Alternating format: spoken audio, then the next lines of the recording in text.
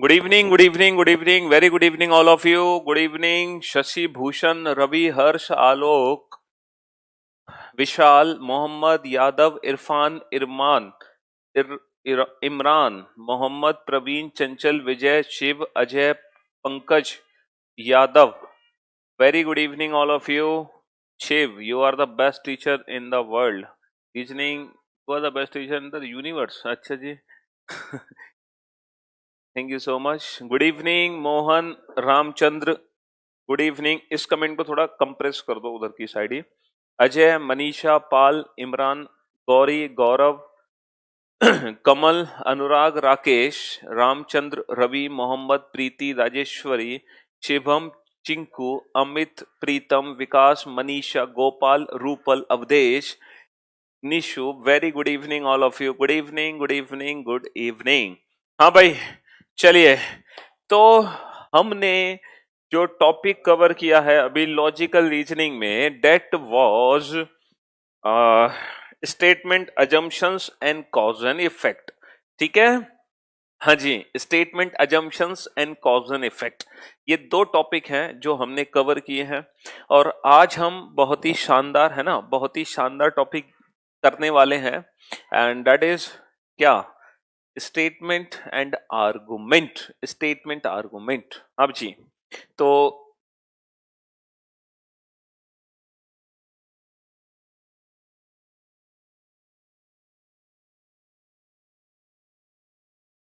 बिल्कुल चिकन होगा, टेंशन ना लो. चिकन जरूर कराएंगे. हाँ जी, बस ठीक है. चलिए, कॉज एंड इफेक्ट. हाँ बेटा, कॉज एंड इफेक्ट में जो मैंने बताया था, अभी मैं कुछ कुछ क्वेश्चंस और मिक्सअप करा दूंगा. ठीक है, अभी हम कुछ मिक्सअप क्वेश्चन और कराएंगे. एक काम करते हैं, पहले हम क्या करते हैं, assumption, cause and effect, argument, course of action, इनके ना 10 क्वेश्चन कर लेते हैं. ठीक है. फिर जब ये चारों चैप्टर हो जाएंगे और डिसीजन मेकिंग, फिर इन सारे चैप्टर के ना मिक्सअप क्वेश्चन मैं आपको एक साथ करा दूंगा. ठीक है. जब पहले इन चारों चैप्टर को कर लेते हैं, फिर इन चारों चैप्टर के क्वेश्चन मिक्सअप करेंगे. और ठीक है, पहले बेसिक बेसिक बना लेते हैं, फिर हम मिक्स्ड अप क्वेश्चन कराएंगे इनके, तो और क्वेश्चन कराएंगे लास्ट में. ठीक है. हम्म.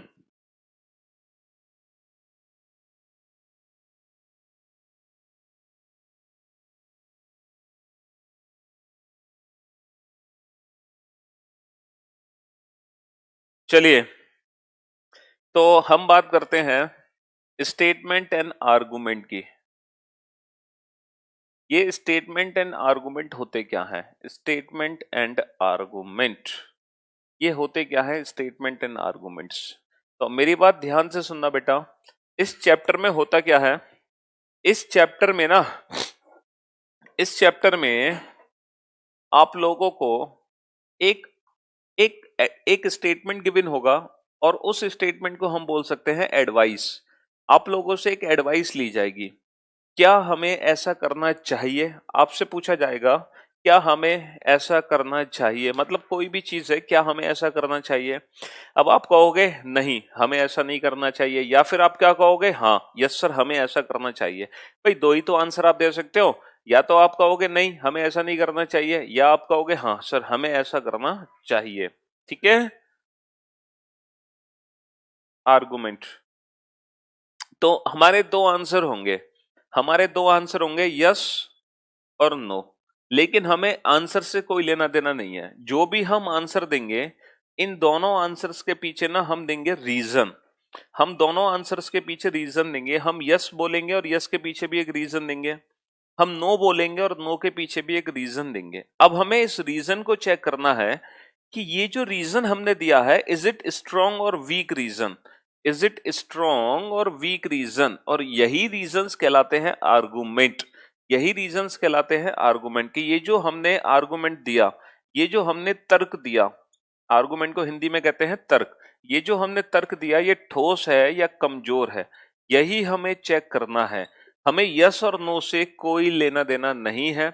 हमें यस और नो से कुछ भी लेना देना नहीं है. हमें तो बस ये पता करना है यस और नो के पीछे जो भी रीजन दिए गए हैं, जो भी आर्गुमेंट दिए गए हैं, जो भी तर्क दिए गए हैं, वो ठोस हैं या कमजोर हैं, वो स्ट्रॉन्ग है या वीक आर्गुमेंट है, ये हमें पहचान करनी है। ठीक है जी, ये हमें पहचान करनी है। सर अब हम पहचानेंगे कैसे? हम कैसे पहचानेंगे कि हमारा जो आर्गुमेंट है वो ठोस है या कमजोर है, हमारा जो आर्गुमेंट है वो स्ट्रॉन्ग है या वीक है? हाउ टू आइडेंटिफाई देम, हम कैसे पहचान करें? तो बस वही मैं आप लोगों को कुछ ट्रिक्स बताऊंगा, जिसके बेसिस पे आपको लगेंगे चंद सेकंड्स, कुछ ही सेकंड्स लगेंगे पहचानने में कि आपका आर्गुमेंट ठोस है या आपका आर्गुमेंट कमजोर है, आपका आर्गुमेंट स्ट्रांग है या आपका आर्गुमेंट वीक है। ठीक है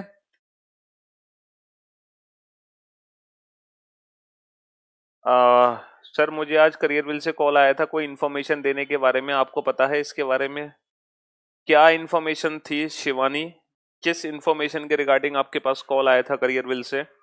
मुझे नहीं पता, आप बताओ फटाफट से, क्या इन्फॉर्मेशन देने के लिए आया था आपके पास call? Sir, the world like best only definitely then the assumptions is wrong.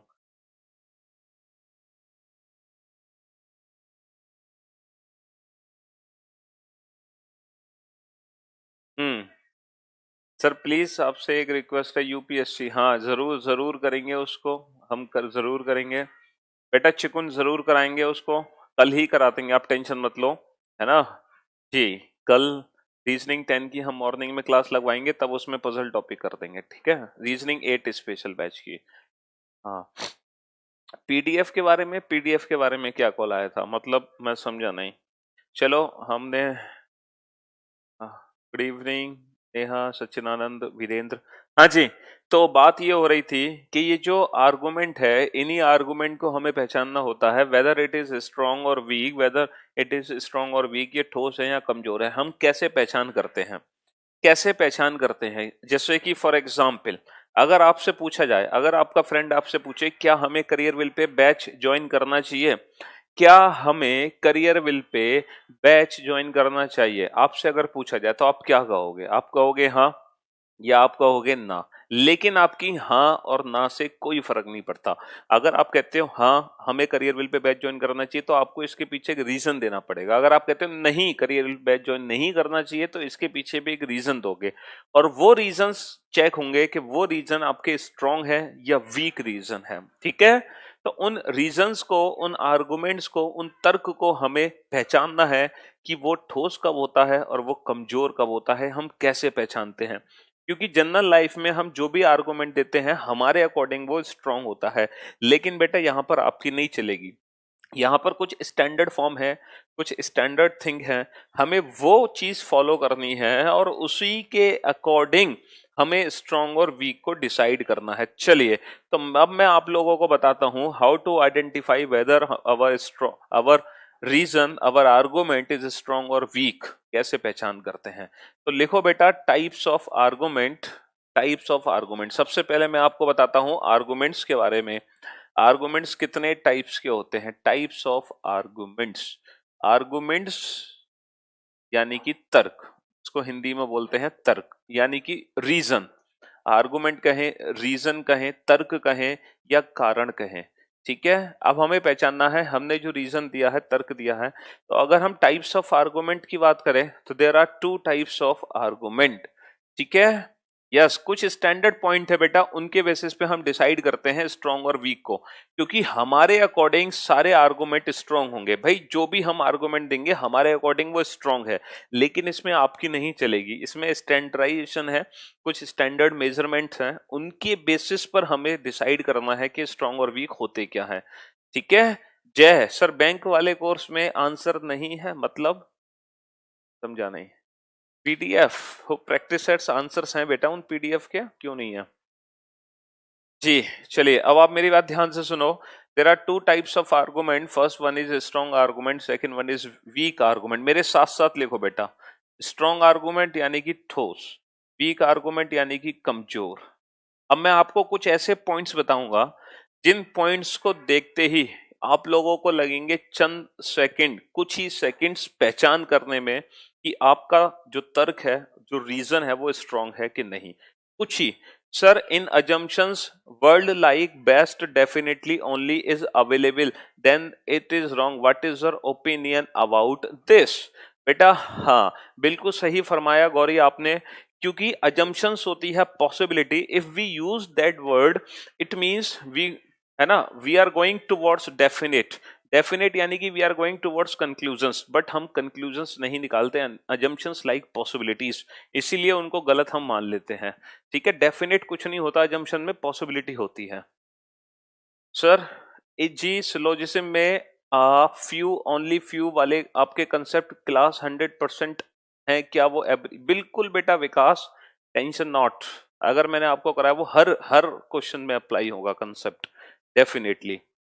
हाँ जी, अब कुछ पॉइंट्स लिखो बेटा। सबसे पहले मैं आप लोगों को ना स्ट्रॉन्ग आर्गुमेंट्स को आइडेंटिफाई करने के पॉइंट्स बताता हूं, ठीक है? तो सबसे पहला पॉइंट लिखो, सबसे पहला point, universal truth. Universal truth, सार्वभौमिक सत्य। सार्वभौमिक सत्य यानी कि फैक्ट्स। कहने का मतलब है जो बात सार्वभौमिक सत्य है, जो बात 100% ट्रू है, जो लिखी गई है, कहीं कहीं पढ़ी गई है, कहीं सुनी गई है, वो बातें 100% ट्रू होती हैं, वो रीजन हमेशा स्ट्रांग होते हैं। फॉर एग्जाम्पल, जैसे कि मैं आप लोगों से कहूं, ठीक है, जैसे कि मैं आप लोगों से कहूं computer is beneficial for us, computer हमारे लिए लाभदायक है, भैया ये रीजन तो स्ट्रांग है क्योंकि ये तो फैक्ट है, ठीक है? अर्थ मूव्स अराउंड द सन, ये भी फैक्ट है। तो जितने भी फैक्ट्स होते हैं, जितने भी यूनिवर्सल ट्रुथ रीजन अगर हम देते हैं, वो हमेशा स्ट्रॉन्ग आर्गुमेंट की कैटेगरी में आते हैं। लेकिन कभी कभी पता है क्या होता है कभी कभी कुछ ऐसे आर्गुमेंट्स होते हैं जो हमारे ऊपर अप्लाई नहीं होते। जैसे कभी कभी कुछ ऐसे फैक्ट्स होते हैं जो हमारे ऊपर अप्लाई नहीं होते। तो अगर आपके ऊपर कोई फैक्ट अप्लाई ना हो तो इट डजंट मीन कि वो वीक है, वो हमेशा स्ट्रांग रहेगा, क्योंकि इसमें हमें, है ना जय बेटा, वो मैथ्स वाले सर से मैं कंसीडर करूंगा, क्योंकि इसमें हमें ना पूरी सोसाइटी को लेके चलना है, इंडिविजुअल नहीं सोचना। यहां पर अपने ऊपर मत सोचना। किसी भी अगर आप आर्गुमेंट को अपने ऊपर अप्लाई करते हो तो गलत है, आपको ना पूरी होल सोसाइटी के ऊपर अप्लाई करना है, पूरी होल सोसाइटी के ऊपर। फॉर एग्जाम्पल, जैसे कि मैं आपसे कहूं computer is beneficial for us, computer हमारे लिए लाभदायक है, ये एकदम ठोस स्ट्रॉन्ग आर्गुमेंट है। अब कोई थर्ड क्लास का बच्चा अपने पापा को कहे, पापा मैंने सुना है कंप्यूटर इज बेनिफिशियल फॉर अस, मुझे कंप्यूटर दिला दो चल के, तो क्या उसके पापा उसको कंप्यूटर दिलाएंगे? नहीं ना। तो इसका मतलब ये तो है नहीं कि भाई ये आर्गुमेंट वीक हो जाएगा, बट उस सिचुएशन में वो उस बच्चे के ऊपर काम नहीं कर रहा, बट इट डजंट मीन कि ये वीक है, ये हमेशा स्ट्रांग ही रहेगा। तो कुछ ऐसे तथ्य होते हैं जो हमारे ऊपर काम नहीं करते, बट हम उनको कमजोर नहीं मान सकते, उन्हें ठोस ही मानना पड़ेगा, क्योंकि जो as a whole society acceptable है वो हमेशा स्ट्रांग ही रहेगा। तो computer is beneficial for us, ये हमेशा स्ट्रांग रहेगा, ठीक है? हाँ जी जी, शुभ, चलिए उस बच्चे को हम देखते हैं। ठीक, कंप्यूटर इज बेनिफिशियल फॉर अस। चलिए अब आते हैं सेकंड पर। मान लो सेकंड कौन सा आर्गुमेंट होगा जो हमेशा स्ट्रांग होगा? The decision taken by our government, the decision taken by our government, United nation, supreme court और एनी हायर अथॉरिटी। अगर हमारी सरकार, यूनाइटेड नेशन, उच्च न्यायालय, सुप्रीम कोर्ट अगर कोई भी डिसीजन लेता है, अगर कोई भी डिसीजन लेता है, वो हमेशा स्ट्रॉन्ग की कैटेगरी में आते हैं। हम कभी भी किसी गवर्नमेंट, यूनाइटेड नेशन और किसी हायर अथॉरिटी का विरोध नहीं कर सकते, हम कभी भी उसके अगेंस्ट नहीं जा सकते, वो बाय डिफॉल्ट हमेशा स्ट्रॉन्ग आर्गुमेंट की कैटेगरी में आते हैं, ठीक है? हाँ जी, बाय डिफॉल्ट स्ट्रॉन्ग आर्गुमेंट की कैटेगरी में आते हैं। चलिए नेक्स्ट हम चलते हैं। नेक्स्ट जो स्ट्रॉन्ग आर्गुमेंट होंगे वो कौन से होंगे? Experience, the argument which is said on the basis of experience. अगर कोई आर्गुमेंट एक्सपीरियंस के बेसिस पे कहा जाए, ठीक है, एक्सपीरियंस के बेसिस पे, तो हमेशा उसको हम स्ट्रॉन्ग मानेंगे। ठीक, तो ये 3 पॉइंट्स हैं स्ट्रॉन्ग आर्गुमेंट को आइडेंटिफाई करने के। इन द सेम वे कुछ पॉइंट्स हैं, हाई कोर्ट भी बेटा इसी के अंदर आएगा, कोई भी हायर अथॉरिटी हो, कोई भी हायर अथॉरिटी। अच्छा, इसी प्रकार वीक आर्गुमेंट को पहचानने के भी कुछ पॉइंट्स हैं। अब लिखो वीक आर्गुमेंट को पहचानने के पॉइंट्स। कंपैरिजन, अगर कहीं भी कंपैरिजन आ गया, अगर कहीं भी तुलना आ गई, दो चीजों की तुलना हो गई, तो वो हमेशा वीक आर्गुमेंट के केस में जाएगी। अगर आप अपना रीजन दे रहे हो किसी दूसरे से कंपैरिजन करते हुए कि उसने ऐसा किया था तो तुम भी ऐसा करो, तो वो आर्गुमेंट हमेशा वीक होता है। We can't compare two persons, two cities, two organisation, two state, two countries. हम कभी भी दो चीजों की तुलना नहीं कर सकते, ठीक है। अब आज के बाद अगर आपकी मम्मी आपको कहें कि बेटा तुम क्या करते रहते हो, उसके बच्चे को देखो वो पीओ बन गया, उसके बच्चे को देखो वो इंस्पेक्टर बन गया, तो अपनी मम्मी को बोलना मम्मी हमसे वीक बातें मत करो, हमें पता चल गया है तुलना करना वीक आर्गुमेंट होता है, ठीक है। बेटा ऐसा बोल भी मत देना वरना एक फ्लाइंग चप्पल आएगी ना, तो उस वीक आर्गुमेंट को स्ट्रॉन्ग बना देगी, ठीक है। तो कंपैरिजन हम कभी नहीं कर सकते, कंपैरिजन करना हमेशा वीक होता है, ठीक है। कंपैरिजन करना हमेशा वीक, एक्सपीरियंस है बेटा ये, हाँ जी, कंपैरिजन हमेशा वीक होता है। नेक्स्ट लिखो बेटा, अगर पूरे आर्गुमेंट में कहीं भी ओनली वर्ड आ गया, ओनली, डेफिनेट, जैसे कि एक बच्चे ने भी थोड़ी देर पहले मुझसे पूछा था, ओनली, डेफिनेट वगैरह ऐसे केस आ गए, तो ये आर्गुमेंट हमेशा वीक होगा। Only is a negative word, ये एक नेगेटिव वर्ड है। ओनली यानी कि केवल, अगर कहीं भी पूरे सेंटेंस में ओनली वर्ड का यूज हुआ है तो वो आर्गुमेंट हमेशा वीक होगा, क्योंकि only is not the solution. हम कहें कि केवल यही एकमात्र सोल्यूशन है इसलिए ऐसा करो, तो ऐसा कुछ भी नहीं होता बेटा। ओनली वर्ड का यूज नहीं कर सकते हम प्रैक्टिकल लाइफ में, ओनली हमेशा नेगेटिव वर्ड होता है।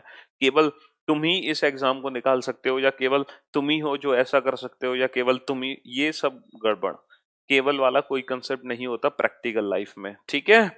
हाँ जी, नेक्स्ट, एडवाइस, मुफ्त की सलाह। अगर आपको कोई फ्री की एडवाइस मिलती है, अगर आपको कोई मुफ्त की सलाह मिलती है, एडवाइस मिलती है, तो वो हमेशा वीक आर्गुमेंट के केस में जाएगी, वो हमेशा वीक आर्गुमेंट के केस में जाएगी। फ्री की एडवाइस, फ्री की सलाह बेटा हमेशा वीक होती है, वीक, ऑलवेज वीक होती है, ठीक है। बेटा राजेश, अगर सीरीज वर्ड लिखा होता है, मतलब ऑर्डर के लिए लिखा होता है अंग्रेजी वर्डमाला क्रम के अनुसार, और अगर ये नहीं लिखा, क्रम वर्ड का यूज नहीं होता, तो बाय डिफॉल्ट वो सीरीज है, ठीक है। चलिए, सब कुछ पढ़ाएंगे, टेंशन मत लो शुभम। हाँ जी, नेक्स्ट, कंपैरिजन वीक हो गया, ओनली वर्ड का यूज होना वीक हो गया, मुफ्त की सलाह मिलना वीक हो गया। सुपरस्टिशियस, सुपर सुपरस्टिशियस मतलब अंधविश्वास, है ना, अंधविश्वास। हम अंधविश्वासी नहीं बन सकते, इवन हम टिपिकल इंडियन भी नहीं बन सकते। जैसे मैं आपसे कहूं China product should be ban, China के प्रोडक्ट बैन कर देने चाहिए, है ना, अगर हम टिपिकल इंडियन हैं तो भी हमारा वीक आर्गुमेंट होगा, क्योंकि हमें एज ए होल यूनिवर्स के बारे में सोचना है, यूनिवर्स के बारे में, है ना। टिपिकल इंडियन भी हम यहाँ पर शो नहीं कर सकते। वैसे देखो, खुद को, अपने आप को चेंज करने की जरूरत नहीं है, अकॉर्डिंग टू क्वेश्चन, बस इस बात का ध्यान रखना, हम एकदम कट्टरपंथी नहीं दिखा सकते हैं। आपको पता है हमारे जो पीएम है नरेंद्र मोदी जी, पीएम बनने से पहले वो कितने कट्टर थे, है ना, उनमें कितनी कट्टरता थी, लेकिन जब उन्होंने पीएम की गद्दी संभाली है उसके बाद आज तक उन्होंने ऐसा कोई स्टेटमेंट नहीं दिया जो कट्टरवादी से रिलेटेड हो, दिया नहीं दिया ना, बस यही रीजन है। तो हम, है ना, ये भी नहीं बन सकते। चलिए, नेक्स्ट हम चलते हैं एम्बिगियस। एम्बिगियस मतलब, एम्बिगियस मतलब डबल मीनिंग, जिसका अर्थ हमें समझ में ना आए, संदेह, संदेहपूर्ण, संदेह, संदेहपूर्ण वाक्य, मतलब जिनको, जिनको पढ़कर, जिनको सुनकर हम थोड़ा डाउटफुल स्थिति में आ जाएं, डाउटफुल, अच्छा ऐसा भी होता है क्या, तो वो हमेशा वीक की कैटेगरी में आते हैं। फॉर एग्जाम्पल, एक छोटा सा मैं एग्जाम्पल देना चाहूंगा, one one should eat and drink freely since tomorrow one has to die.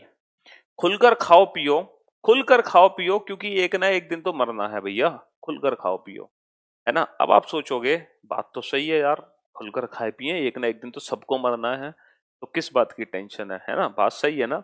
लेकिन इसमें थोड़ा सा संदेह है क्या।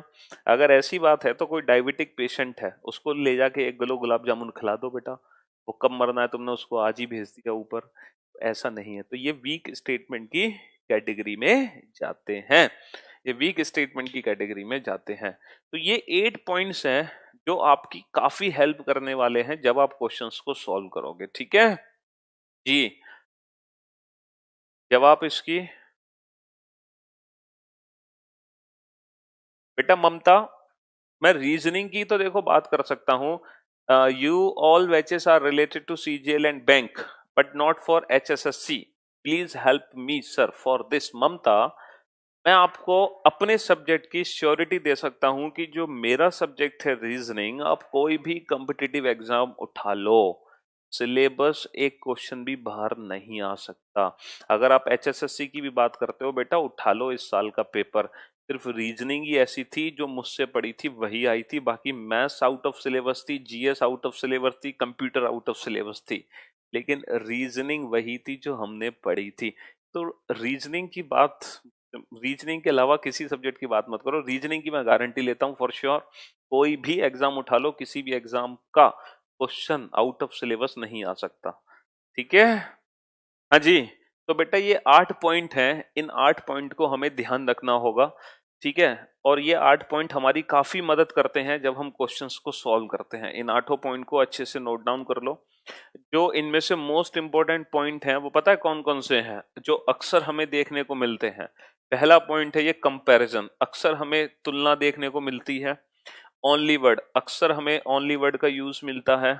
फैक्ट, अक्सर हमें फैक्ट मिलते हैं, ठीक है। ये 3 पॉइंट हैं जो मोस्ट इंपॉर्टेंट हैं, ठीक है। और अगर चाहे स्ट्रॉन्ग आर्गुमेंट की हिंट मिल जाए, चाहे वीक आर्गुमेंट की हिंट मिल जाए, क्वेश्चन सॉल्व हो जाएगा, क्योंकि हमें एग्जाम में बताना होता है कि कौन सा तर्क ठोस है, कौन सा तर्क ठोस है, ठीक है। तो अगर मान लो वो वीक है, इसका मतलब वो ठोस नहीं है, और ठोस है तो ठोस है, ठीक है जी। हाँ जी, दिल्ली में बहुत पोल्यूशन है, पिछले 2-3 दिन से काफी अंधेरा छाया हुआ था दिल्ली में। आज जाके थोड़ी सी गनीमत हुई कि धूप निकल आई है, ठीक है। कल तो ये समझ लो हालत इतनी खराब थी कि घर से बाहर नहीं निकला जा रहा था जी।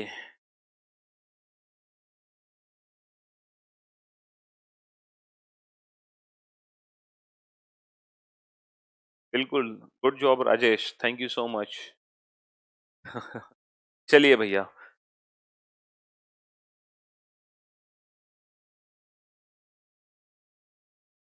चलो अब ये हटा देते हैं, ये 8 पॉइंट आप लोगों के माइंड में बैठ चुके होंगे। अब जब हम क्वेश्चन सॉल्व करेंगे तो और मजा आएगा, ठीक है। तब हम और अच्छे से समझेंगे कि ये जो मैंने 8 पॉइंट आप लोगों को समझाए हैं, ये क्वेश्चन में हमें कैसे दिखाई देते हैं, स्टेटमेंट आर्गुमेंट में, ठीक है, कथन और तर्क। चलो, तो सबसे पहले क्वेश्चन जब आएगा आपके स्क्रीन पर, तो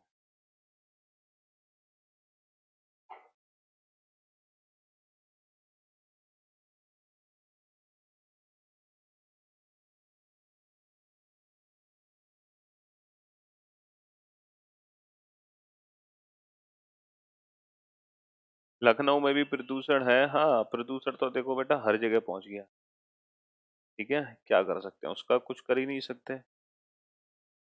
अब ये जो क्वेश्चन तुम्हारे सामने है, फटाफट से आप इस क्वेश्चन को पढ़ो, समझो। यहाँ पर आप लोगों से ना एक एडवाइस ली गई है, और आपको बताना है हाँ या ना। लेकिन आपको हाँ ना से कोई लेना देना नहीं है, आपको तो उसके पीछे छुपा कारण पहचानना है कि वो ठोस है या कमजोर है, आपका आर्गुमेंट वीक है या। लखनऊ कानपुर में भी, हाँ, बारिश हो जाए तो ये पोल्यूशन खत्म हो जाए। हम्म। सर मैं पहली बार पूरी रीजनिंग मुझे समझ में आई है, thank you so much sir, love you sir, thank you so much Asha, thanks a lot.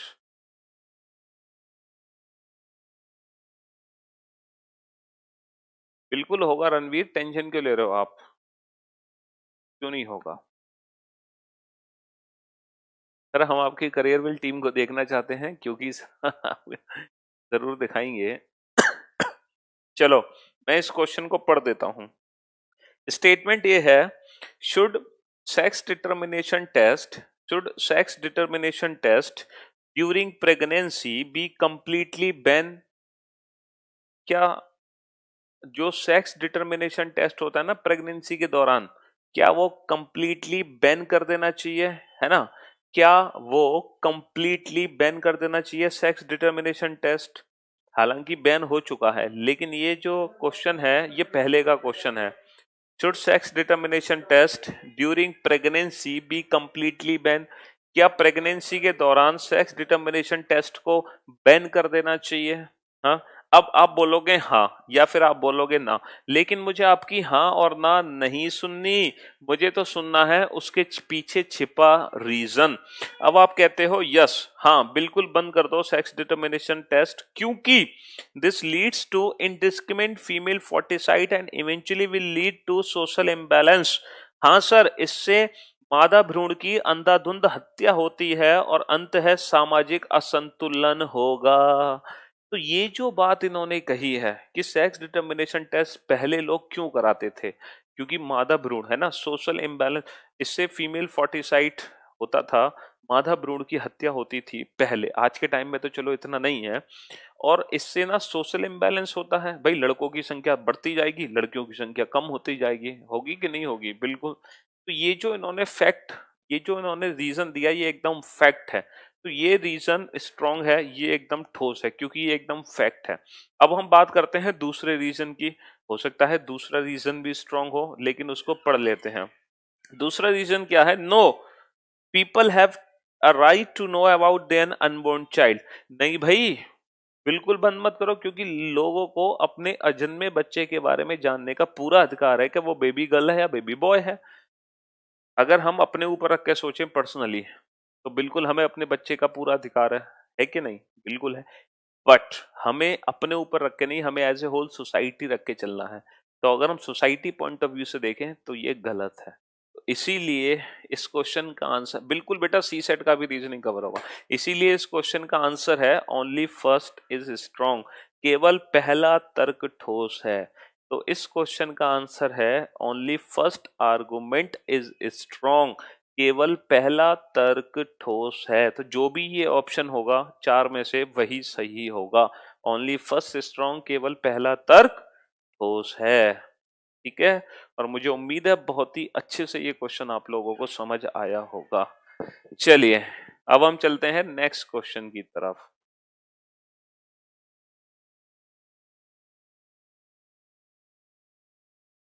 अगले क्वेश्चन की तरफ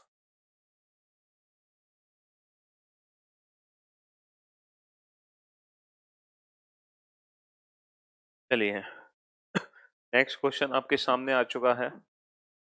ध्यान से पढ़ो क्वेश्चन, ध्यान से समझो, पेशेंस के साथ।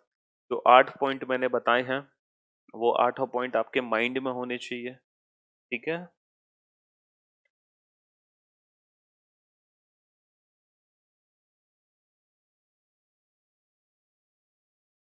अरे भाई राजेश, सीरीज का मतलब दोनों तरफ से काउंट करो, ऑर्डर का मतलब सिर्फ एक तरफ से काउंट करो, लेफ्ट टू राइट। हाँ, क्वेश्चन है, should the parents in India in future be forced to opt for only one child as against two or many more at present? देखो, क्या भारत में माता पिता को एक ही बच्चा करने के लिए बाध्य करना चाहिए? देखो भारत की पॉपुलेशन तो आप जानते हो, है ना, भारत की जनसंख्या के बारे में तो आपको पता है बहुत अच्छे से, दिन पर दिन दिन दूनी रात चौगनी तरक्की हो रही है। तो ये पॉपुलेशन कंट्रोल करने के लिए, है ना, पॉपुलेशन कंट्रोल करने के लिए क्या पेरेंट्स को सिर्फ एक ही बच्चा करने के लिए बाध्य करना चाहिए कि मोदी जी एक रूल फॉलो कर दें? हाँ जी भाइयों और बहनों, कल रात से, है ना, आज रात 10 बजे से ये घोषणा की जाती है कि कल से सिर्फ कोई भी व्यक्ति अपना एक ही बच्चा कर सकता है, एक से ज्यादा बच्चे नहीं कर सकता। अब ऐसा सजेशन लिया जा रहा है। अब आपको हाँ या ना से देखो हमें कोई फर्क नहीं पड़ता। इन्होंने कहा हाँ, लेकिन हम तो रीजन पढ़ेंगे भैया, रीजन क्या है। इन्होंने कहा yes, this is the only way for your kind information, this is the only, बस यहीं पर रुक जाओ, इससे आगे सेंटेंस पढ़ने की जरूरत नहीं है, क्योंकि ओनली वर्ड आते ही वो वीक हो जाता है, वो कमजोर हो जाता है। तो ओनली वर्ड आ गया, इसीलिए पहला आर्गुमेंट कमजोर हो गया। यही तो मैं आप लोगों को बताना चाह रहा था, ओनली वर्ड आते ही स्टॉप, रुक जाओ। चलिए अब आ जाओ सेकंड, अब आ जाओ सेकंड, सेकंड आर्गुमेंट पर। सेकंड आर्गुमेंट है नो, नहीं ऐसा मत करो, क्योंकि this type of pressure tactic is not adopted by any other country in the world. देश में कोई दूसरा देश ऐसा नहीं कर रहा है, तो तुम क्यों कर रहे हो भैया? तो दूसरे आर्गुमेंट में हो गया कंपैरिजन, दूसरे आर्गुमेंट में हो गया कंपैरिजन। ठीक है जी, दूसरे आर्गुमेंट में हो गया कंपैरिजन। तो दोनों ही तर्क यहां पर कमजोर निकले। पहले तर्क में केवल वर्ड यूज हुआ, जो हिंट मैंने आपको दिया। देखो जो हिंट्स मैंने आपको बताएंगे वो अपने माइंड में रखना। और दूसरे आर्गुमेंट में कंपैरिजन हो गया, तो दोनों ही वीक है। तो इस क्वेश्चन का जो आंसर बनेगा वो बनेगा neither first nor second strong. ना तो पहला तर्क ठोस है और ना ही दूसरा, ना तो पहला तर्क ठोस है और ना ही दूसरा। नीदर फर्स्ट और सेकंड स्ट्रॉन्ग। जी, नीदर फर्स्ट और सेकंड स्ट्रॉन्ग, बोथ। ठीक है, ठोस बताना है हमें, वीक के बारे में नहीं बताना। तो कोई भी ठोस नहीं है, ना तो पहला ना दूसरा। चलिए अब आ जाओ अगले क्वेश्चन की तरफ।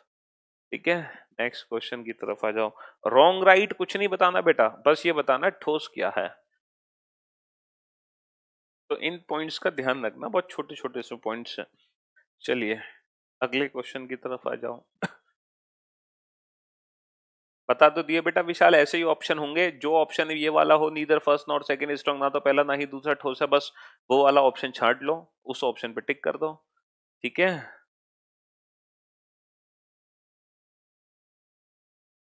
तो बेटा ये तो आदित्य सर ही तुम्हारी हेल्प करेंगे, उन्हीं से डिस्कस करो इस बारे में, करियर विल को कॉल करो। सर हम सब भी इन क्वेश्चंस को पढ़ के छोड़ देते थे। हाँ जी, बट अब तो मजा आने लगा ना। नहीं बेटा शिवजीत।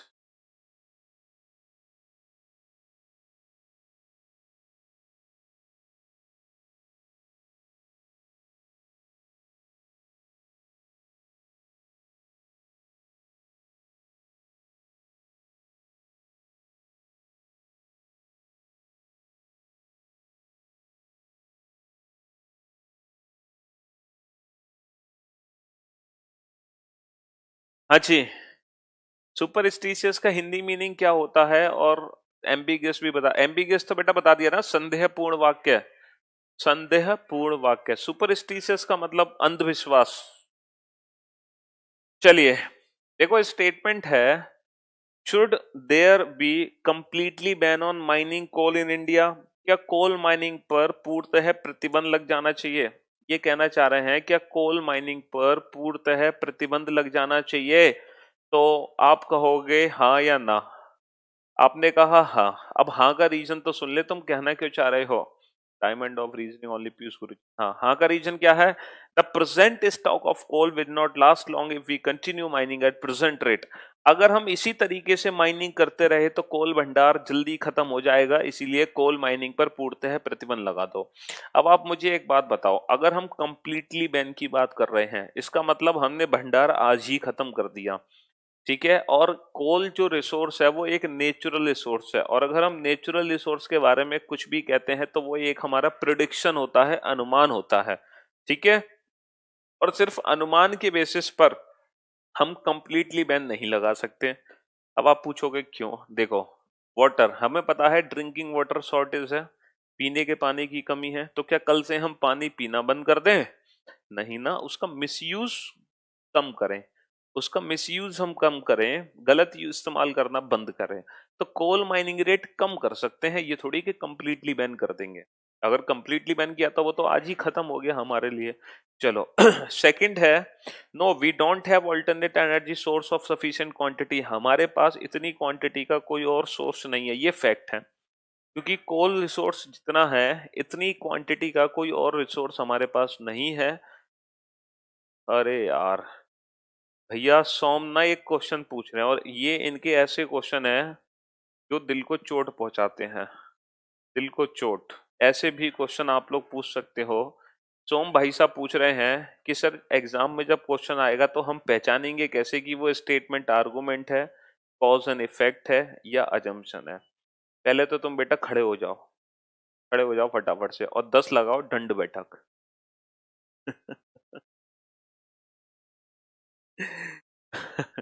बेटा ये जो क्वेश्चन तुम्हारे सामने लिखा आ रहा है, ये क्या लिखा हुआ है? ये क्या लिखा हुआ है? स्टेटमेंट। और ये क्या लिखा हुआ है? आर्गुमेंट। तो बेटा जब लिखा हुआ है साफ साफ स्टेटमेंट आर्गुमेंट, तो ये स्टेटमेंट आर्गुमेंट है। और जब स्टेटमेंट अजम्पशन का क्वेश्चन आएगा तो उसमें लिखा होता है स्टेटमेंट और यहां लिखा होता है अजम्पशन। और जब कॉज एंड इफेक्ट का क्वेश्चन आता है तो लिखा होता है कॉज और इफेक्ट। तो सब कुछ तो लिखा ही होता है पेपर में, पहचानने की दिक्कत क्या है बेटा? जब साफ साफ लिख के आ रहा है स्टेटमेंट आर्गुमेंट तो पेपर में लिखा हुआ मिलेगा तुम्हें भाई मेरे, कथन और तर्क, कथन और संभावनाएं, कथन और कारण, सॉरी कॉज एंड इफेक्ट, कारण और परिणाम, ये सब कुछ लिखा हुआ मिलेगा तुम्हें एज इट इज। इसमें पहचानने जैसा क्या है भाई मेरे? हाँ क्यों भाई? सर आज ऐसे मतलब का क्वेश्चन समझ आया, thank you very much sir. बहुत डर लगता था सर, आज इन क्वेश्चंस को बिल्कुल टच नहीं करते थे, लेकिन सच में सर कसम से दिल गार्डन गार्डन हो गया बिल्कुल। चलिए साहब, बहुत अच्छे। तो ये जो तीसरा क्वेश्चन है इसका आंसर क्या बना बेटा? हाँ, दूसरा जो तर्क था ये ठोस है क्योंकि ये फैक्ट है। पहला कोई फैक्ट नहीं है, वो सिर्फ सजेशन है। बेटा ये सजेशन है, ये फैक्ट है। सजेशन हमेशा वीक होता है, फैक्ट हमेशा स्ट्रांग होता है। तो इस क्वेश्चन का आंसर क्या बना?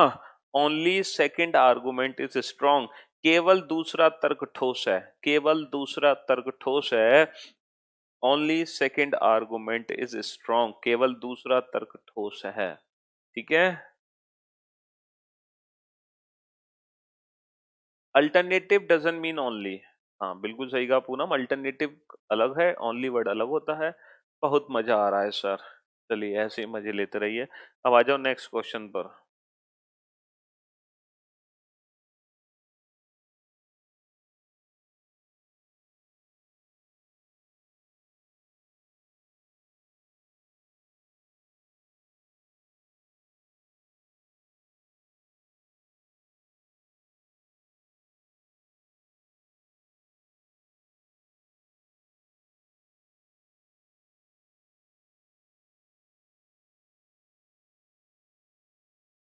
हाँ जी, अगले क्वेश्चन पर आ जाओ।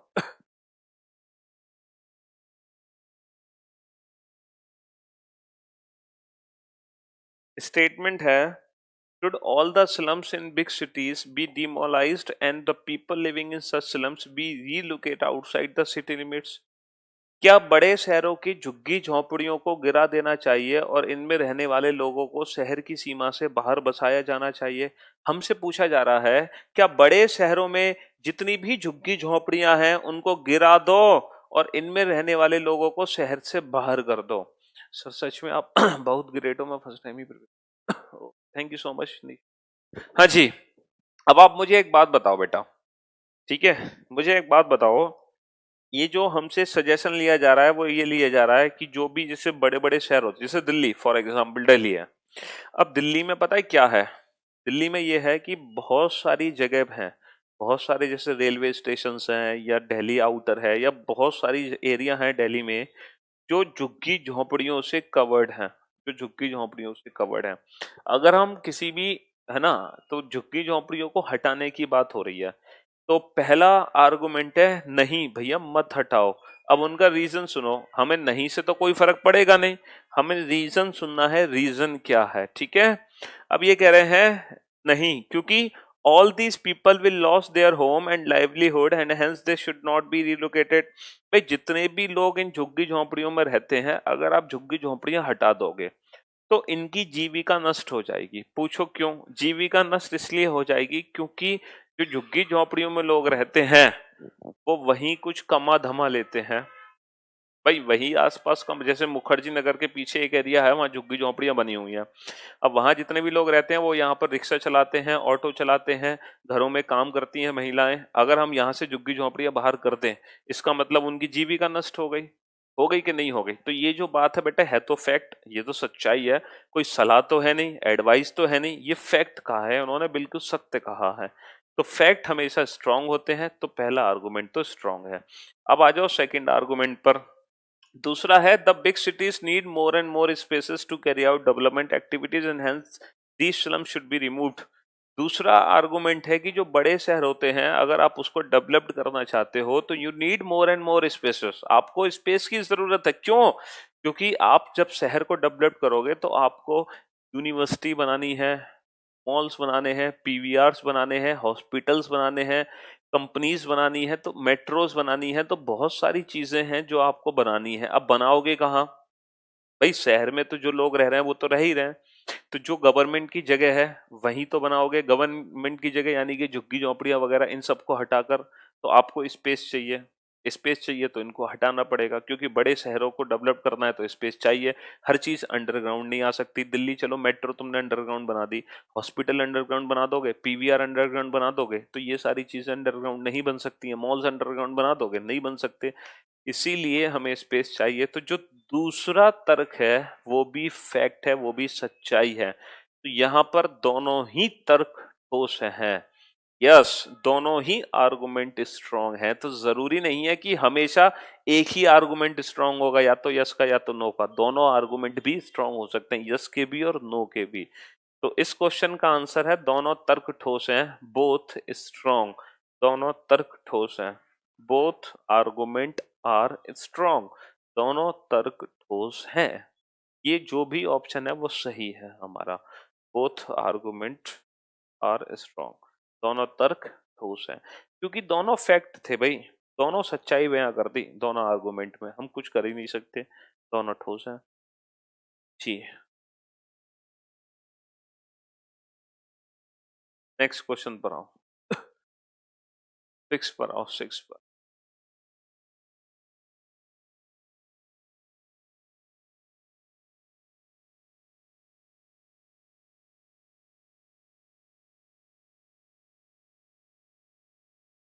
नेक्स्ट।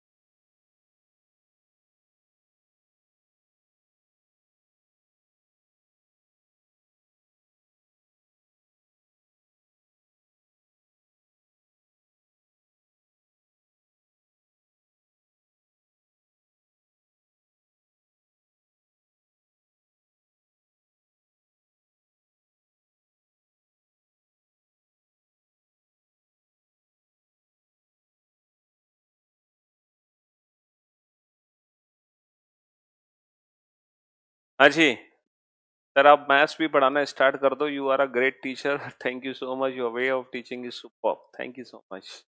चलिए नेक्स्ट क्वेश्चन है, should the oil companies be allowed to fix the price of petroleum product depending on market condition? क्या तेल कंपनियों को पेट्रोलियम उत्पादों का मूल्य बाजार की स्थितियों के आधार पर तय करने की अनुमति दे देनी चाहिए? भाई जो पेट्रोल के प्राइस होते हैं वो कंट्रोल होते हैं सेंट्रल गवर्नमेंट से। सरकार होती है जो पेट्रोल के रेट को डिसाइड करती है, हालांकि थोड़ा बहुत अप डाउन होता है लेकिन मोहर लगती है सरकार की, है ना। आप लोगों ने सुना होगा कि बीजेपी आ गई तो इतना पेट्रोल, कांग्रेस ही तो इतना पेट्रोल, फलाना ढिकना। तो यही बात कह रहे हैं कि जो पेट्रोल कंपनीज हैं उनको छोड़ देना चाहिए मार्केट के ऊपर। अगर मार्केट में तेजी है तो पेट्रोल तेज, मार्केट मंदा तो पेट्रोल। क्या मार्केट के अकॉर्डिंग पेट्रोल के रेट डिसाइड होने चाहिए? क्या सरकार पेट्रोल कंपनियों के ऊपर छोड़ दे? अब इन्होंने कहा यस, यस कहा और बोला this is the only, only पर ही रुक जाओ बेटा, आगे मत बढ़ो, क्योंकि ओनली नेगेटिव वर्ड है, ये आर्गुमेंट वीक हो गया, इसको पढ़ने की जरूरत ही नहीं है। दूसरा, no, this will put additional burden on the retail prices of essential commodities and will cause lot of hardship to the message.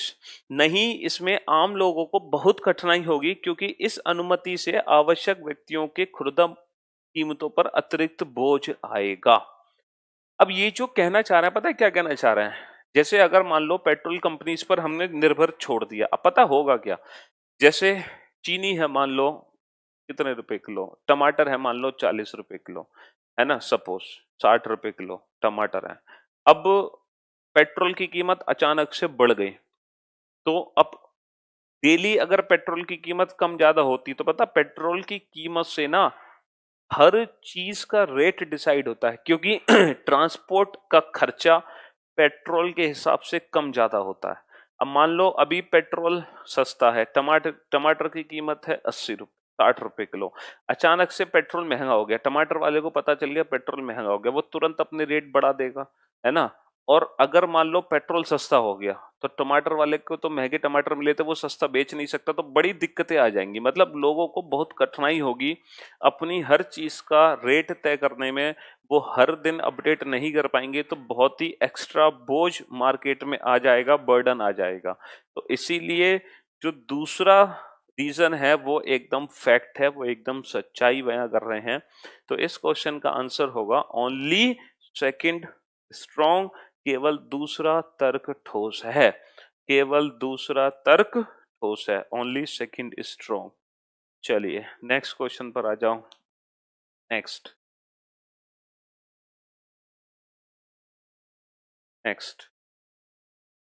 क्या मृत्युदंड भारत में पूरी तरह से समाप्त कर देना चाहिए?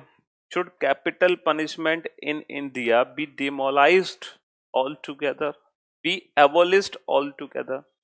Should capital punishment be abolished all together in India? क्या भारत में मृत्युदंड की सेवा नहीं, मृत्युदंड की सजा पूरी तरह से समाप्त कर देनी चाहिए? ठीक है, आप तो हर एक चैप्टर में मजा ला देते हैं। हाँ, और ये जो चैप्टर्स है ना, ये रीजनिंग के सबसे बोरिंग चैप्टर्स कहे जाते हैं, क्योंकि इन चैप्टर्स में ना कोई फॉर्मूला है, ना कोई ट्रिक है, ना कुछ है।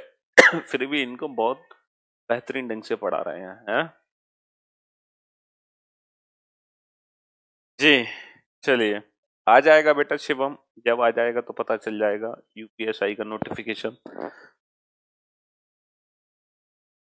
जी, क्यों भैया, टमाटर का रेट हमें क्यों नहीं पता होगा? दिल्ली में 60 रुपए किलो चल रहे हैं, टमाटर खाते नहीं है हम, हैं भाई? मैं भी एक साधारण इंसान हूँ, मैं भी तो है आप लोगों की तरह ही हूँ, वही सब्जी खाता हूँ जो आप खाते हो, तो मुझे टमाटर का रेट क्यों नहीं पता होगा?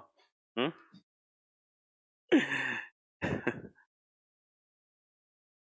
हम्म।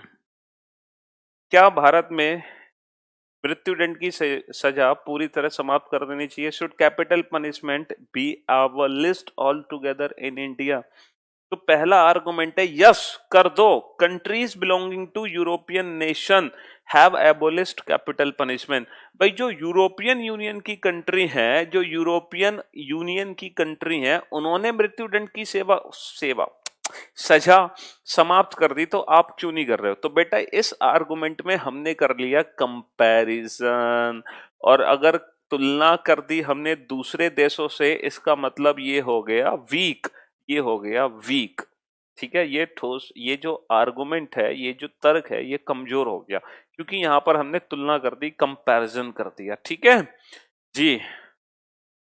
रजनीश बेटा ऑप्शन तो हम खुद बना लेंगे, ऑप्शन देखो ये आएंगे, only first strong, only second strong, both strong, none strong, बस ये आएंगे ऑप्शन 4। अब कर लो इन चारों में से। दूसरा है no this is one way. बेटा याद रखना, जो दूसरा तर्क है ना, वो ओनली नहीं है, वो वन वे है। और हमेशा याद रखना, अगर कहीं पर वन वे आया, जैसे अगर ओनली वर्ड आया, तो वो तो हमेशा वीक होता है आर्गुमेंट। लेकिन अगर वन वे आ गया, वन वे ये एक तरीका है, एक तरीका, ठीक है, यहां पर होगा एकमात्र तरीका।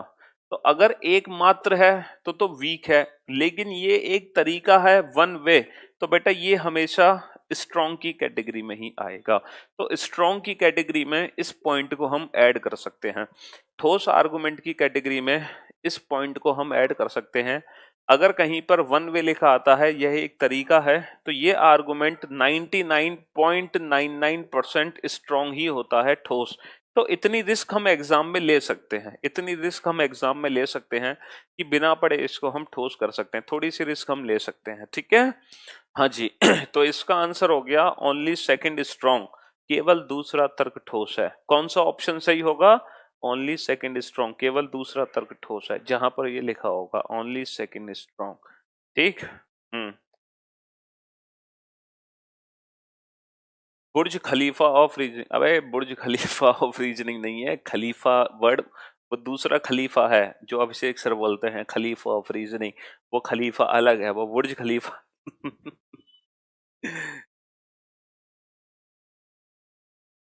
चलिए साहब, नेक्स्ट क्वेश्चन पर आ जाइए। क्वेश्चन नंबर 8, क्वेश्चन नंबर 8 पर आइए।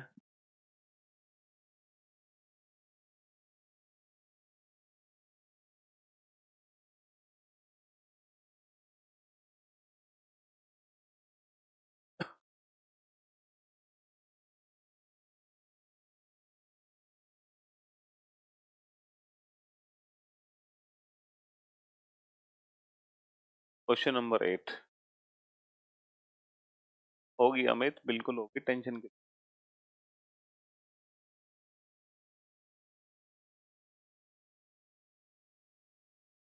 सब अपलोडेड है देवांशु ऑलरेडी। देखो, क्या 18 वर्ष से कम उम्र के लोगों को सेना में भर्ती करना चाहिए? भाई, जिनकी आयु 18 वर्ष से कम होती है, क्या उनको आर्मी फोर्स ज्वाइन कराना चाहिए? क्या उनको सेना में भर्ती करना चाहिए? हाँ sir, please solve my doubts, which option I prefer for this question. Jitendra भैया, तुम क्या मैसेज भेज रहे हो? आ,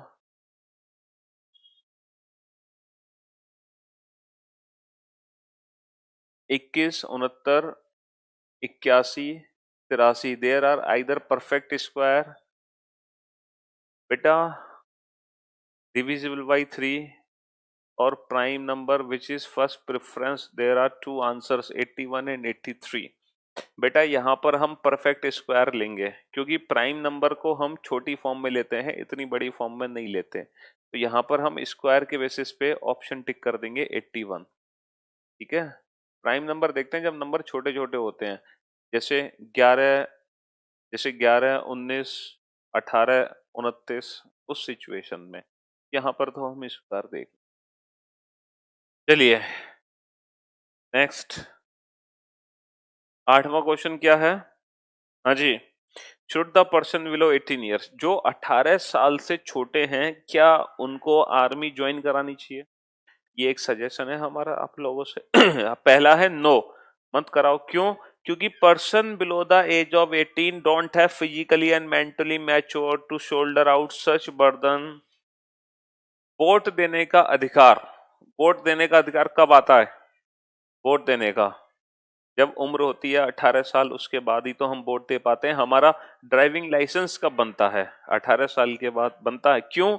क्योंकि 18 साल से जब हम छोटे होते हैं तो हम इतना फिजिकली और मेंटली मैच्योर नहीं होते हैं।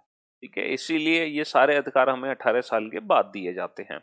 तो ये जो उन्होंने कहा है रीजन में, ये एकदम सच्चाई है, फैक्ट है। तो पहला तो देखो बिल्कुल स्ट्रॉन्ग है।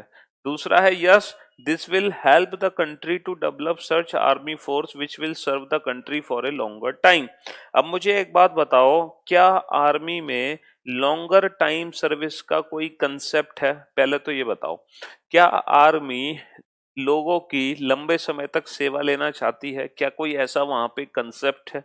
सर बिल्कुल भी नहीं है। सबसे जल्दी रिटायरमेंट आर्मी के अंदर ही होते हैं, तो वहां पर लॉन्ग टर्म सर्विस का कोई भी कंसेप्ट ही नहीं है। तो ये तो कंसेप्ट ही नहीं है। ठीक है, चलिए, तो इसीलिए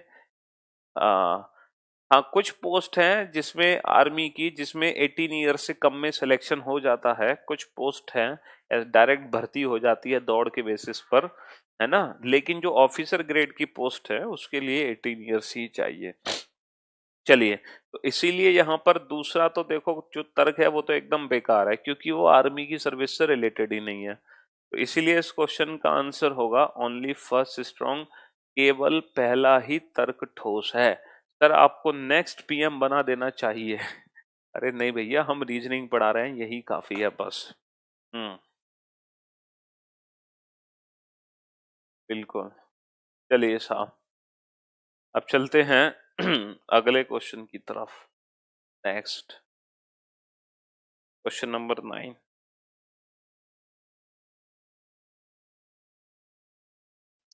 क्वेश्चन नंबर 9 की तरफ चलते हैं। Should all the surrogate advertisement released by the companies manufacturing tobacco product be banned? क्या तंबाकू बनाने वाली कंपनियां द्वारा प्रतिनिधित्व प्रचार पर रोक लगा देनी चाहिए? भाई जो तंबाकू के प्रोडक्ट हैं जो तंबाकू के प्रोडक्ट हैं, जो तंबाकू के प्रोडक्ट बनाती हैं कंपनियां, क्या उन पर जो एडवर्टीजमेंट बनाती हैं, क्या उन पर रोक लगा देनी चाहिए? जैसे हमारे अजय देवगन साहब पहले ऐड करते थे दाने दाने में केसर का दम, आजकल ऐड करते हैं दाने दाने में इलायची।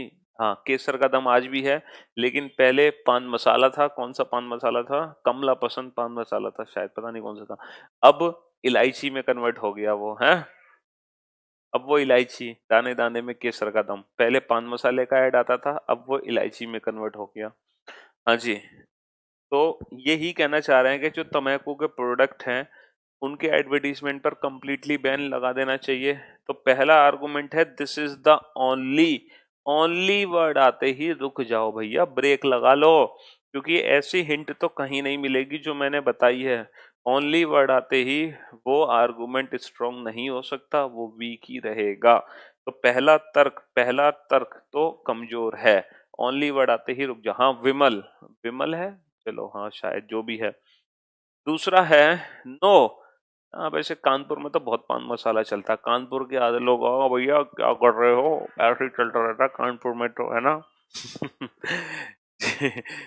मुंह में रजनीगंधा, कदमों में दुनिया सारी है। चलो, वैसे तो आधे कुछ बच्चे तो अभी भी लगा के बैठे होंगे पढ़ने में भी, है पान मसाला लगा के एक तरफ। ये सबसे बड़ा फायदा है ऑनलाइन क्लास लेने का। कौन सा पता चला है, क्लासरूम में तो लगा नहीं सकते हैं, कुछ चैनी खैनी भी लगा लेते हैं, हैं। हम्म, चलिए, तो दूसरा है, पहला तो देखो वीक हो गया, ओनली वर्ड का यूज होने से, ओनली वर्ड का यूज होने से, है ना, ओनली वर्ड का यूज होने से पहला तो वीक हो गया, क्योंकि ओनली वर्ड का यूज हम नहीं कर सकते, केवल वर्ड का यूज हम नहीं कर सकते, ठीक है। चलिए, हाँ अब दूसरे में आ जाओ। No this company spend a lot of money. अरे भैया, कंपनी ने बहुत सारा पैसा खर्च कर दिया एड बनाने में, ऐसे कैसे बंद करवा दोगे ऐड तुम? है अजय देवगन को इतने 5 करोड़ रुपए दे दिए और तुम कह रहे हो ऐड बंद करा दो अजय देवगन के। अरे 5 करोड़ क्या 100 करोड़ दे दे तो क्या लोगों की जान लोगे, जहर बेचोगे क्या? है नहीं ना। तो इसीलिए यहाँ पर मनी से कोई भी लेना देना नहीं है, मनी से यहाँ पर कोई भी लेना देना नहीं है, ठीक है जी। चलिए, thank you so much Vipin. तो यहाँ पर कोई भी लेना देना नहीं है मनी से रिलेटेड, तो मनी का कंसेप्ट यहाँ पर बिल्कुल भी अप्लाई नहीं होगा। तो यहाँ पर दोनों ही आर्गुमेंट वीक हो गए। पहला आर्गुमेंट वीक ये हो गया पहला इसलिए वीक हो गया क्योंकि, हाँ भैया पहला आर्गुमेंट क्यों वीक हो गया, क्योंकि ओनली वर्ड का यूज हुआ। दूसरा आर्गुमेंट क्योंकि मनी वर्ड का यूज हुआ। Love you too, love you all बेटा। हम्म, चलिए,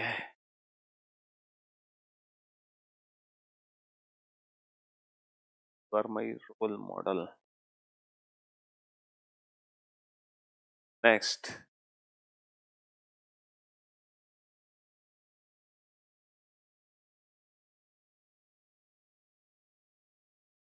ओनली वाला बेटा स्ट्रॉन्ग नहीं किया था मेरी जान सोनू, वो ओनली नहीं, वो वन वे था। There is a difference between only and one way. Only word का यूज होने पर वीक होगा केवल, एकमात्र, ये कमजोर है। लेकिन अगर वन वे है, वन वे ये एक तरीका है, ये स्ट्रांग है बेटा, वन वे स्ट्रांग की कैटेगरी में आता है। ओनली तो हमेशा वीक होता है, ये one way, there is a difference between only and one way, पढ़ने का यही तो फर्क है, ठीक है। Thank you so much, not only I like your teaching style but also my father is like सरजी, thank you so much.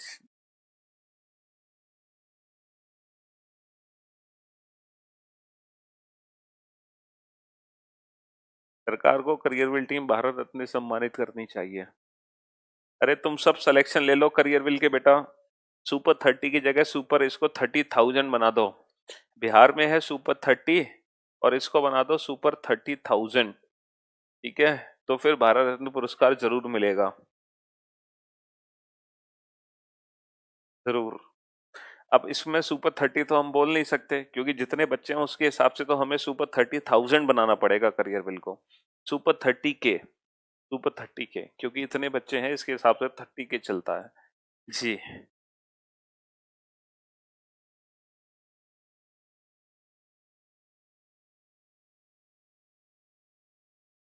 Thank you so much Shivam. चलिए नेक्स्ट क्वेश्चन पर आ जाओ, अगले क्वेश्चन की तरफ। नेक्स्ट,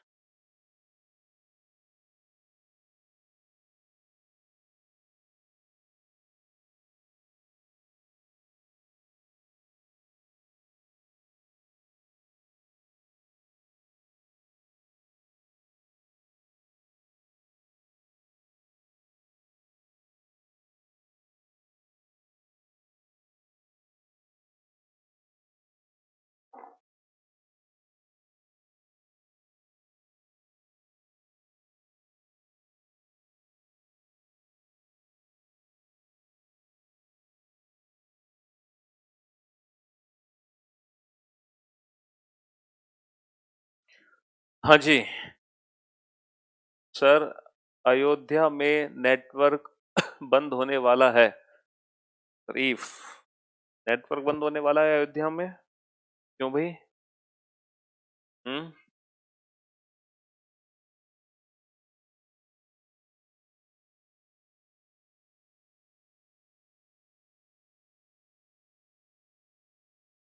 अरे क्वेश्चन ये वाला करा दें क्या? क्वेश्चन है, दिखाओ जरा इसकी शक्ल क्वेश्चन की।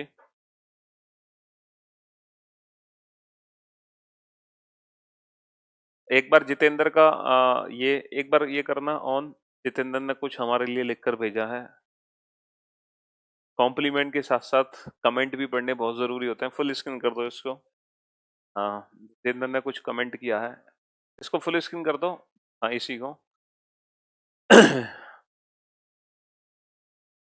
फुल स्क्रीन नहीं हो रहा। जितेंद्र जी कह रहे हैं सर आप में और सुपर 30 में फर्क है, आप भारत रत्न के हकदार नहीं हो, you are businessman and Anand sir is a great social teacher. बिल्कुल सही कहा आपने जितेंद्र जी, हम भारत रत्न के हकदार बिल्कुल भी नहीं है। मैंने कब कहा आपसे कि मुझे भारत रत्न चाहिए? बट आप जो कह रहे हैं यू आर बिजनेसमैन। अच्छा मुझे एक बात बताओ बेटा, आपने जब रीजनिंग स्पेशल बैच खरीदा था उस बैच की कॉस्ट क्या थी? ठीक है, इस बैच में रीजनिंग स्पेशल पूरा कोर्स आप पढ़ोगे, पूरा फुल कोर्स, ठीक है। और आप मुझे एक बात बताओ ये जो फीस है ना, ये उतनी फीस है जब आप घर से निकलकर किसी कोचिंग में जाओगे ना बैच के बारे में पता करने, जब आप अपने घर से निकलोगे और घर से निकलकर अगर किसी कोचिंग संस्थान में जाते हो सिर्फ ये पता करने कि किस किस एग्जाम की तैयारी कराई जाती है, तो वो पता करने में तुम्हारी इतनी फीस निकल जाएगी। तो आपको नहीं लगता ये बिल्कुल नेग्लिजिबल फीस है? हाँ, तो हम कैसे, मतलब बिजनेसमैन, आपने इतना वो जो कमेंट दिया, हाँ, तो कैसे ये बताओ जरा। मतलब इसमें ऐसा क्या हमने आपसे ले लिया कि हम, मतलब अब अगर हम आप लोगों को लाइव क्लास दे रहे हैं तो लाइव क्लास देने का मतलब समझते हो बेटा, ये जो सामने कैमरा भी है ना, ये 10 लाख का है मेरे सामने कैमरा, तो जो इनकी कॉस्ट है वो कैसे निकलेगी? क्या चाहते हो आप? अब हमें कोई गवर्नमेंट स्पॉन्सर तो कर नहीं रही है, या तो देखो हमें गवर्नमेंट स्पॉन्सरशिप दे दे कि भैया हम तुम्हें पैसा देते हैं, तुम बच्चों को फ्री में पढ़ा दो एकदम। अगर हमें कहीं से स्पॉन्सरशिप मिले तो हम ये भी फीस ना लें।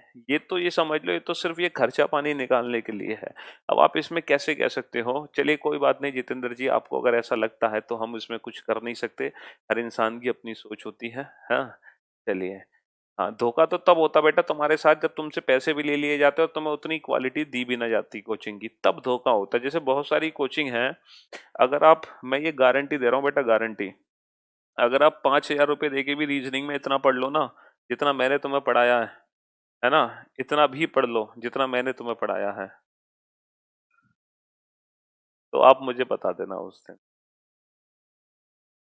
चलिए कोई बात नहीं। सर इन सबको, हाँ, मुखर्जी नगर के चक्कर लगाने को बोलो, फिर ये आपकी क्लास की इम्पोर्टेंट समझ जाएंगे। You are good teacher, love you sir.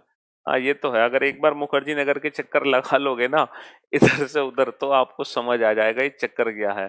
बिल्कुल सही कह रहे हो भाई, आर्गुमेंट वीक है तुम्हारा। हाँ, हो सकता है वीक आर्गुमेंट हो, सही बात है जितेंद्र जी। चलिए, तो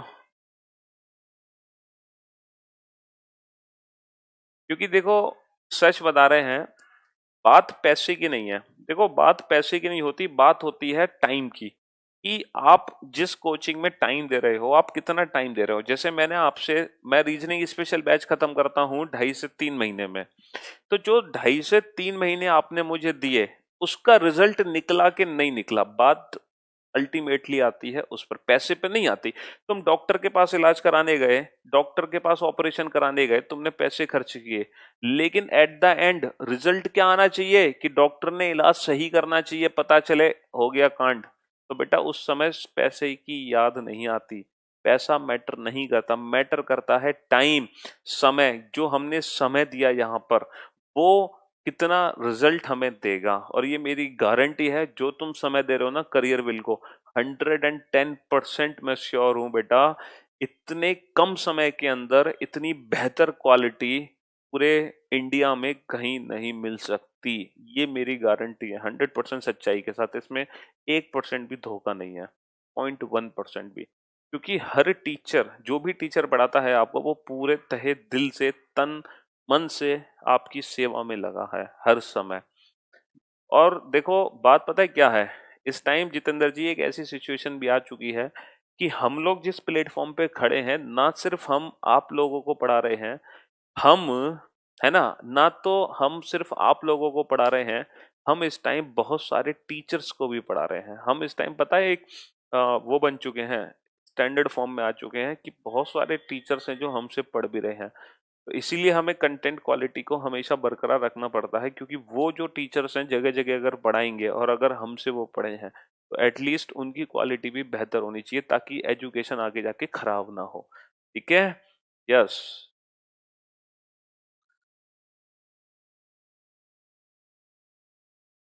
सर मैं एक बात बहुत नोटिस कर चुका हूँ, आपको कभी गुस्सा नहीं आता। अरे गुस्सा करके जाएंगे कहाँ पे? हैं, इतना प्यार आप लोग देते हो, कैसे गुस्सा आ सकता है ये बताओ? अयोध्या में कर्फ्यू लगने वाला है। ओके। अब कर्फ्यू लगने वाला है तो बेटा कैसे करें उसका, तो हम कुछ कर नहीं सकते। हाँ, चलिए चलिए, अरे क्वेश्चन था, क्वेश्चन उड़ गया। क्वेश्चन क्या था? वो क्वेश्चन नंबर 10, वो तो क्वेश्चन ही चला गया। क्वेश्चन नंबर 10 क्या था भाई?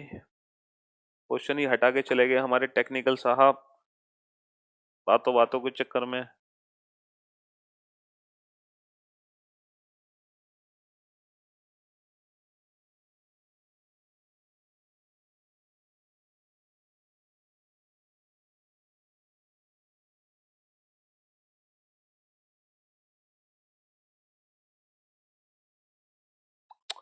क्वेश्चन नंबर 10 ही यहाँ से चला गया। चलिए कोई बात नहीं। अब ये क्वेश्चन तुम्हें दिखाई दे रहा है या नहीं?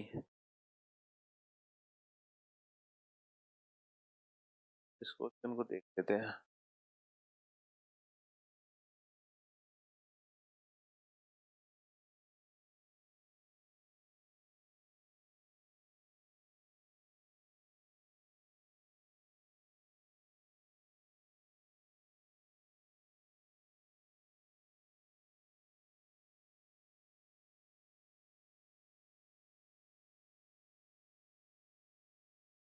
हाँ जी, चलो ये क्वेश्चन आपके सामने है। अब वो पता नहीं कुछ गड़बड़ हो गई,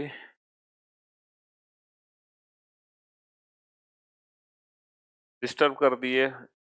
वही डिस्टरबेंस हो गया, फ्लो बिगड़ गया हमारी क्लास का। चलो कोई दिक्कत नहीं है, कभी कभी हो जाता है ऐसा।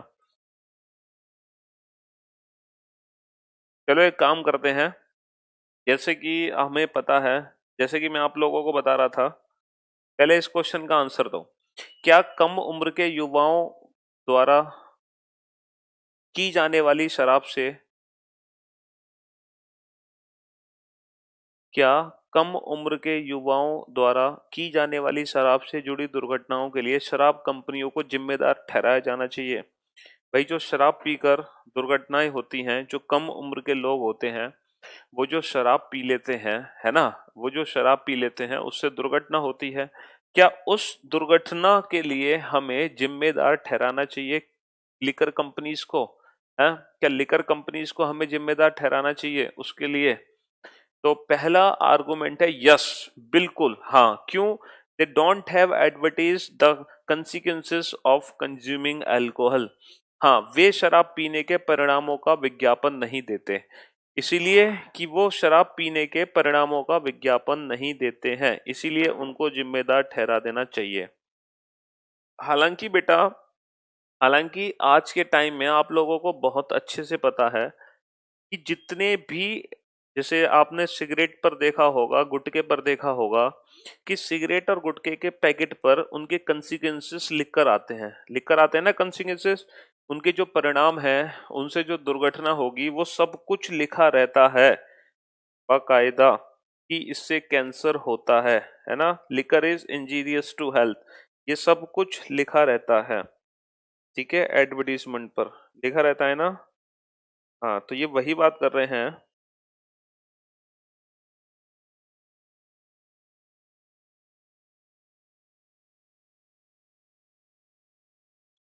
तो इसीलिए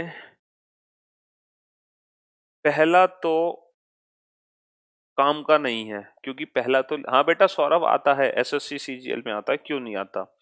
दूसरा है no fake identity card and licenses are easily available to the youth allowing them to obtain alcohol. नहीं, ये कहना चाह रहे हैं, नहीं, ब्लेम नहीं करना चाहिए, क्योंकि जाली पहचान पत्र और लाइसेंस आसानी से मिल जाते हैं, जिससे युवाओं को शराब मिल जाती है। ठीक है, हाँ जी, जिससे युवाओं को शराब मिल जा सकती है।